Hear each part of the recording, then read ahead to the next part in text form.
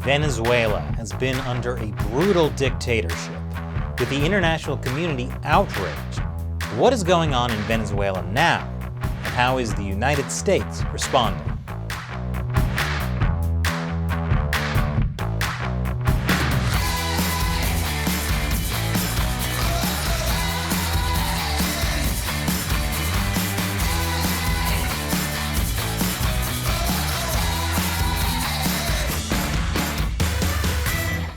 Welcome back to America Uncovered. I'm Chris Chappell.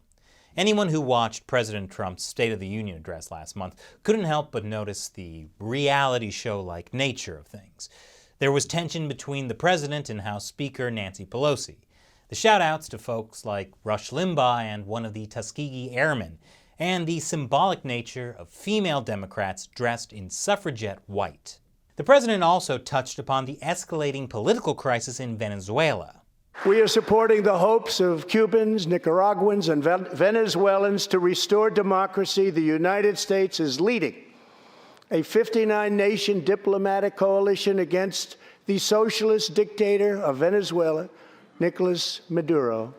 Maduro is an illegitimate ruler, a tyrant who brutalizes his people, but Maduro's grip on tyranny will be smashed and broken. Wait, Venezuela? Hold on. That was like 16 international crises ago, so we could probably all use a little bit of a refresher. So what exactly is the crisis in Venezuela, and who is socialist dictator Nicolas Maduro? Venezuela is a country on the northeastern rim of South America. For more than 14 years, the country was in the grip of dictator Hugo Chavez. His socialist policies included taking over private companies, price controls, and hostility to private and foreign investment.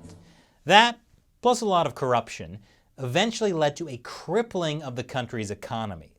Following Hugo Chavez's death in 2013, his hand-picked successor, Nicolas Maduro, continued the policies that have decimated the country's economy. And it's only gotten worse since Maduro took over. Well, better for Maduro, worse for almost everybody else. There are shortages of basic necessities like food, water, and medicine. This is in the face of brutal repression from Maduro's regime, which has clung to power with the barrel of a gun. Venezuela has the largest proven oil reserves in the world. But since 2017, the US and other countries have been gradually imposing sanctions on Venezuela. Its oil exports have gone down and unsold oil barrels have piled up. And although reliable opinion polling in the country is scarce, a survey from August of 2019 found that more than 80% of respondents wanted Maduro out of office by the end of the year.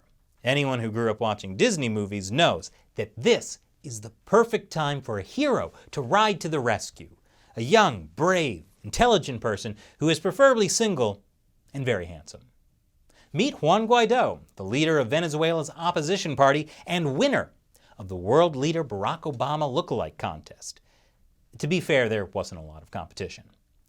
Venezuela's National Assembly is widely seen as the nation's last functioning democratic institution. More than a year ago, the National Assembly appeared to have had enough with Maduro. On January 23, 2019, they announced that he was an illegitimate ruler and that the office of the president was vacant, and that Juan Guaido, the leader of the National Assembly, was now the interim president of the country. This chain of events followed what Venezuela's constitution set out as the ways and means of succession. But here's the thing about dictators: they like holding on to power. The National Assembly's decision gained the support of 60 countries around the world, including the US. But Maduro managed to put down the protests and, you guessed it, hold on to power. After a year of escalating tensions, the National Assembly moved to re-elect Guaido as its speaker. The Maduro regime, however, had other plans, and initially blocked Guaido and other opposition lawmakers from entering the building. In a tense standoff with the police, Guaido and his parliamentary allies eventually forced their way into the building. Wow, that puts America's political insanity into perspective, doesn't it? And speaking of the American political system, The Trump administration has expressed broad support for the passage of power from Maduro to Guaido, but the administration has been of two minds on how to actually handle the issue. When the issue was first brought to the attention of President Trump, then National Security Advisor John Bolton promised a quick resolution to the conflict that would ultimately hand the reins of power over to Guaido. Indeed, the United States was the first of 60 countries to recognize Guaido as the legitimate Venezuelan president. President Trump even promised to use the full weight of the United States' economic and diplomatic power to install Guaido as the country's leader. And yet, as is the case with virtually everything in Washington, things have not gone according to plan. The U.S. once had a great reputation for installing its favorite leaders in Latin America. What happened to that proud legacy that definitely never led to any disasters? Well, there are doubts in the U.S. government about the efficacy of Juan Guaido's leadership. For example, why is it taking him so long to drive Maduro from office? It's been over a year, man. The Trump administration is reassessing its strategy. There is frustration with Guaido's inability to force change. This isn't to say that Guaido has given up trying. He's been on a global charm offensive to corral world leaders into supporting his cause. After meeting with several world leaders, including Canadian Prime Minister Justin Trudeau, Guaido recently had an opportunity to hobnob with the big cheese himself. Here this evening is a very brave man who carries with him the hopes, dreams, and aspirations of all Venezuelans. Joining us in the gallery is the true and legitimate president of Venezuela, Juan Guaido. That's right, Guaido was a guest of honor at the State of the Union address. He even had a follow-up meeting and photo op with the president. And while some Americans would rather jump into a flaming pile of used tissues than attend a meeting with Donald Trump, the image of the meeting itself carries considerable weight in Venezuela, where the future of Guaido's movement remains in doubt. In fact, the Oval Office meeting with President Trump brought about several promising developments for Guaido. For starters, Trump reiterated his commitment to Guaido's cause. Trump pledged more action on the part of the U.S. government, though he was unclear about what form those actions would take. The meeting also got a rebuke from the current Venezuelan government that's led by Maduro. Venezuelan Foreign Minister Jorge Arreaza on Wednesday referred to President Trump as an arrogant charlatan and denounced what he referred to as interventionist rhetoric.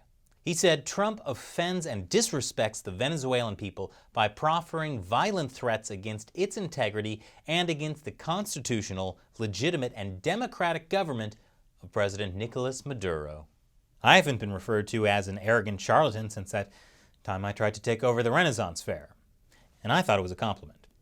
So why doesn't the United States take stronger action and push out Maduro? After all, if the American government could assassinate JFK and fake the moon landing, we could surely handle some tin pot dictator, right?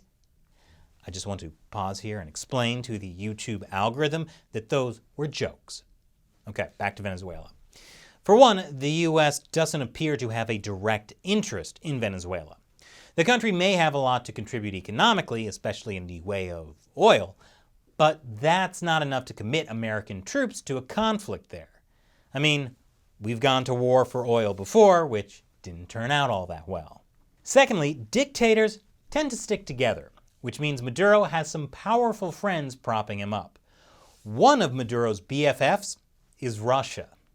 Putin has seen major economic opportunities as Maduro's grip on power gets weaker. Russian companies now handle over 70% of Venezuela's oil. Maduro's spiraling economic fortunes is making him desperate. He's even considering handing over majority shares in Venezuela's oil industry to large international corporations. This is a big deal. It would be forsaking decades of Venezuela's state control over the private sector. But it does allow Maduro to raise some badly needed cash in order to hold on to power. Representatives from the Maduro regime have reportedly met with Russian, Spanish, and Italian oil companies. The idea is for the Russian entities to assume control over state-run oil properties and restructure debt incurred from the Venezuelan National Oil Company in exchange for assets. As to be expected, this is not an idea that sits well with opponents of the regime. opposition leaders like Juan Guaido have long called for opening up Venezuelan companies to foreign investment. But he's unlikely to support anything that allows Maduro to hold on to power. The Trump administration, for its part, has advised energy companies to tread cautiously on the matter. According to one senior administration official, everything is an option as regards to creating pressure, whether it's towards Russian entities that are supporting Maduro or others. And in case you have come to see the story of Venezuela mostly through the lens of dollars and cents, there is also the devastating humanitarian toll that the Maduro regime has wrought. According to the Council on Foreign Relations, the country of Venezuela has lost a staggering 10% of its population in just 4 years, which comes out to almost 5 million people. Mostly, they're not dying, they're just fleeing.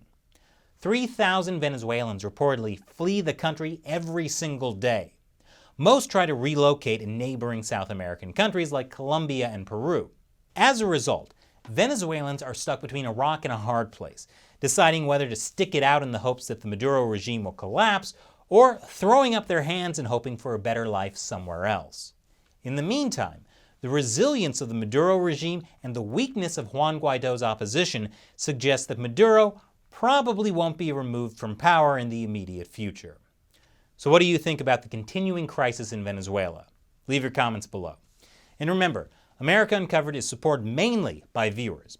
So visit patreon.com/America Uncovered. Contribute $1 or more per episode. We rely on your support to help us keep making great episodes. Once again, I'm Chris Chappell. Thanks for watching America Uncovered.